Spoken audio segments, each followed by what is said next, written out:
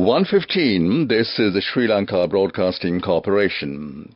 News edited by Catherine Pereira and read by Niranjan Abesundara. Today, the 17th day of the budget debate in Parliament. A VAT concession for diesel to multi-trawler boats will be provided. Value-added tax amendment bill is scheduled to be taken up for debate this evening. State Minister of Defence say that there is no security threat due to the withdrawal of the army personnel at Mihintale. Sri Lanka and ADB signed $200 million loan agreement to help stabilize finance. In world news, new president tells Argentina shock treatment looms. Today, the 17th day of the budget debate in Parliament, votes on accounts of the Ministries of Fishing and Irrigation will be taken up for debate. Parliamentarian Dilip Vedarachi said that VAT concession for diesel to multi-trawler boats will be provided. Although there are 6,500 multi-trawlers, 3,000 trawlers have been removed from the fishing industry due to the increase of fuel increase. He also stated that 7 million litres of diesel are needed for the operation of multi-day boats. Therefore, he requested not to charge 18% VAT in this regard. He also requested to suspend the draft bill to be brought to provide permission to Taiwan, India and for many foreign countries to engage fishing activities in our territorial sea. Minister Pavitra Vaniarati said that several projects will be implemented to develop irrigation sector. 2,700 million rupees has been allocated in this regard.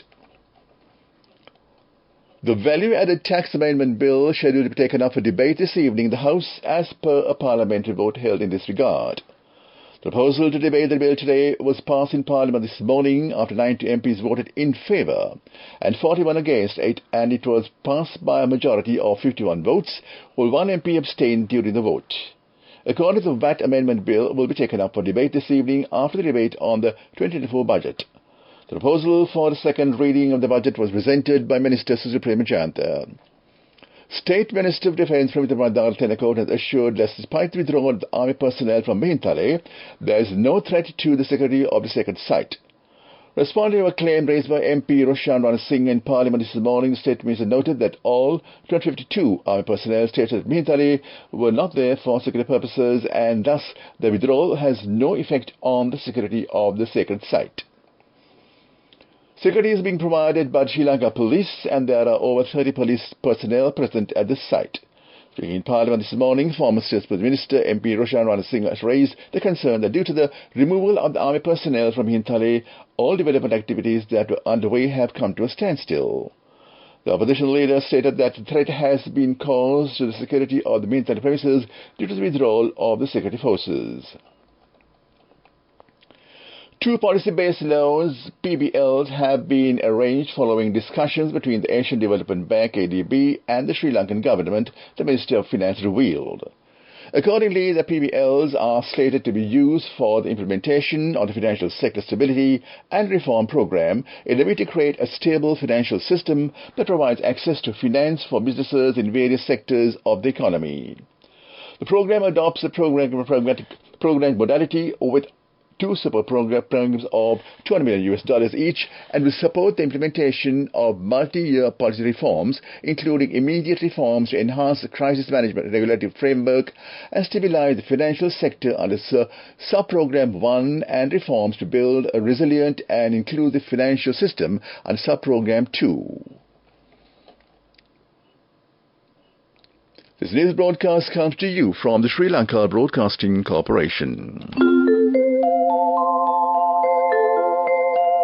Enjoy interest-free installments on your shopping. Get a People's Credit Card from your nearest People's Bank today. Conditions apply.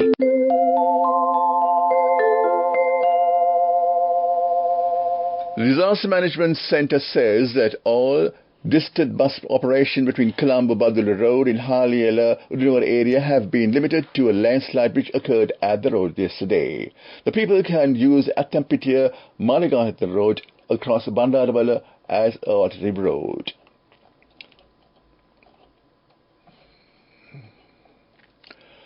A Sri Lankan national who tried to leave for Canada with a forged Canadian travel document which he had purchased for 400 million rupees was nabbed by the Immigration Department authorities at Bandar International Airport last evening. The male passenger who had come on board Sri Lankan Airlines flight UL217 from Doha was arrested at the immigration counter at the BIA departure terminal as officials felt suspicious about the Canadian passport. He was to board another flight to Canada from Doha. And that ends local news. Light up your life, light up your smile. This December, yeah. People's discounts coming your way. All over the place. December, yeah. Enjoy special offers all over the place with People's Credit Cards this December with discounts of up to 75% at selected merchants. Enjoy interest-free installments on your shopping. Get a People's Credit Card from your nearest People's Bank today. Conditions apply. The main news story is brought to you by Sinhala Mahatma. The tally of dengue cases recorded so far in 2023 has surpassed the 80,000 mark.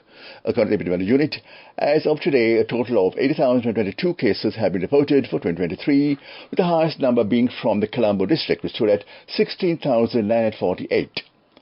Western Province has recorded 37,216 cases, the highest province-wise, while the month of December has also logged 3,734 dengue cases. Meanwhile, a total of 47 individuals have died of dengue so far this year. Health officials urge people to keep their surroundings clean and destroy mosquito-breeding places in order to keep the dengue at bay.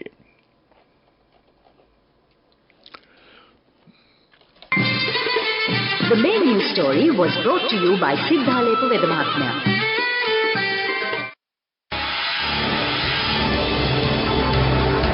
This is Watchlight.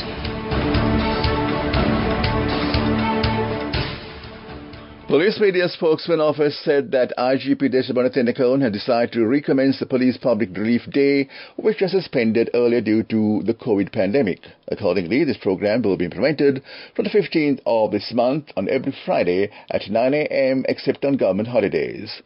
That came to you in Watchlight. Coming up, World News.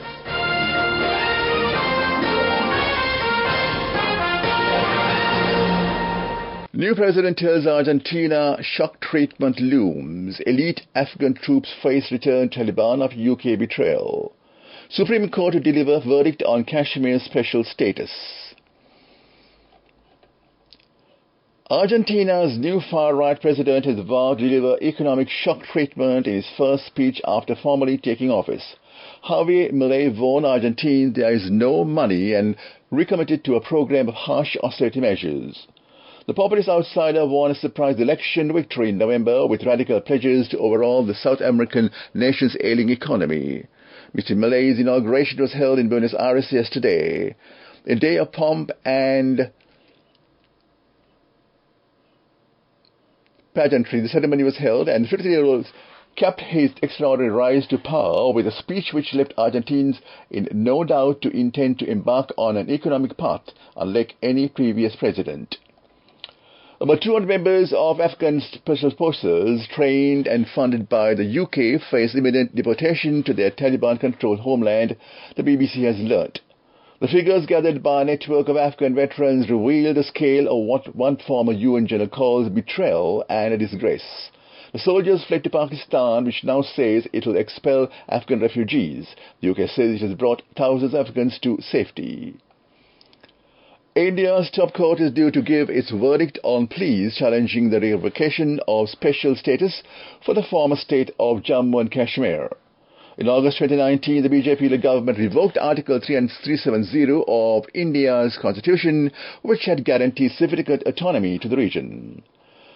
The state of more than 12 million people was also split into two federally administered territories. Supreme Court has reserved its order in September.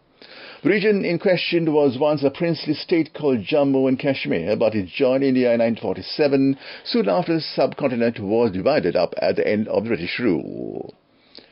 Back to the headlines of the world news. New president tells Argentina that shock treatment looms. Elite Afghan troops face return to Taliban after UK betrayal. Supreme Court to deliver a verdict on Kashmir's special status. That was world news. Development News. Colombo Port City will be developed as the leading economic zone in the South Asia. Reclamation of 26 hectares of land will be a major project being carried out in the port city. It has become a destination of many investors. That came to you in Development News.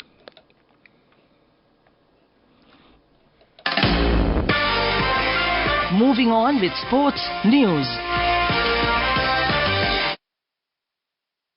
The Under-19 match of the Asian Championship Cricket Tournament between UAE team and the Sri Lanka cricket team is being held in Dubai. UAE team won the toss and invited Sri Lanka team to bat first. Under-19 Sri Lanka team scored 100 runs or 2 wickets at the end of the 22nd over. That was sports news. Go ekak tiyana youth eකට life එකේ change එකට නියමෙට set වෙන්න as වහගෙන දැකපු වීන හැබැ කරන්න youth එකට නියමෙට set වෙන්න friendship එක මෙන්න. The all-new NSB Ithru account, NSB IM, a plan for your dream. This was news, sponsored by National Savings Bank, the safest place for your money. The Plant Association of Ceylon, Sri Lanka's apex body representing the nation's regional plantation companies, warned of a looming shortage in fuel wood necessary to meet the industry's thermal energy requirement and called for an urgent re-evaluation of national policies on sustainable commercial timber and fuel wood plantations. That came to you in Business News. This was news, sponsored by National Savings Bank, the safest place for your money. Go ekak tiyana youth එකට life එකේ change එකට නියමෙට set වෙන්න as වහගෙන දැකපු වීන හැබැ කරන්න youth එකට නියමෙට set වෙන්න friendship එක මෙන්න. The all-new NSB Ithru account, NSB IM, a plan for your dream. And now in economic news. Sri Lanka's #1 denim specialist Aurit Apparels Lanka Limited bagged the gold at the NCE Awards in the textile and garment sector, X-large category, recording momentous win at the award ceremony in 2022.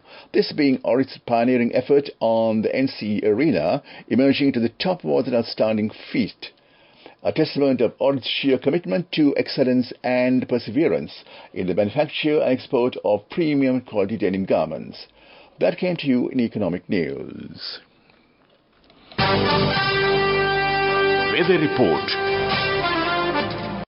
Showers will occur at times in the northern, north central and eastern provinces. Showers and thunderstorms will occur at several places in the other areas of the island after 1 p.m.